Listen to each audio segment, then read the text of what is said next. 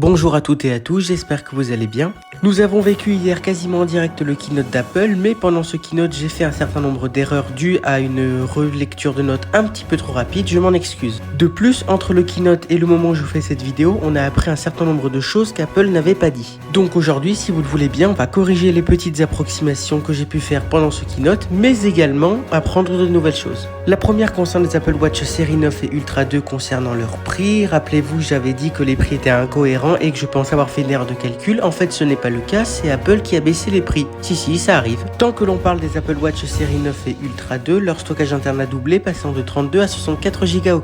Je vous propose un petit défi dans l'espace commentaire, sans tricher, selon vous, de quand date la dernière mise à jour de stockage de l'Apple Watch. Une Apple Watch ne pouvant pas fonctionner sans iPhone, nous allons désormais voir quelle bêtise j'ai dit à leur sujet. Pendant le keynote, rappelez-vous, je me suis plaint qu'il n'y avait pas de bleu ou de rouge comme couleur pour les iPhone 15, cependant, une petite erreur d'inattention de ma part m'a fait oublier le bleu. Si vous voulez savoir toutes les couleurs des iPhone 15, je vous invite à regarder ma vidéo parlant du keynote, je vous la mettrai dans la description. Concernant le prix des iPhone 15, c'est encore une fois une mauvaise conversion de ma part, les prix n'ont pas monté et ils ont même baissé. Apple est drôlement généreux, dis donc.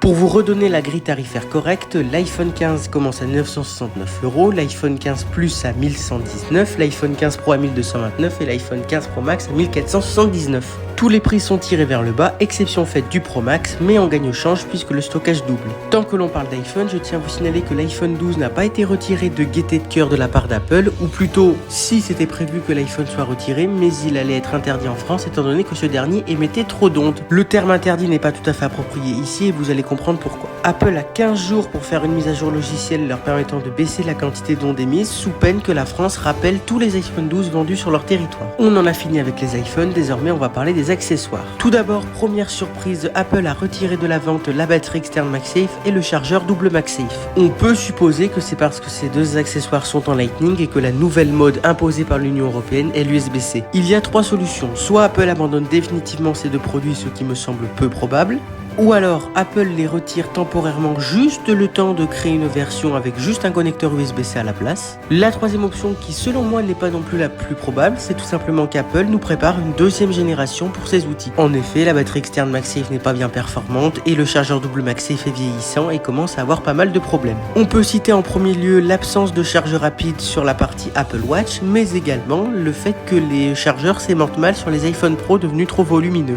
Concernant les AirPods Pro, désormais, nous nous sommes rendu compte qu'apparemment ce n'est pas que le boîtier qui est passé en USB-C. Même si Apple continue à les appeler AirPods Pro de deuxième génération, on a remarqué quelques changements mineurs sur la fiche technique. Ces changements concernent principalement l'indice de protection passe d'IPX4 à IP54.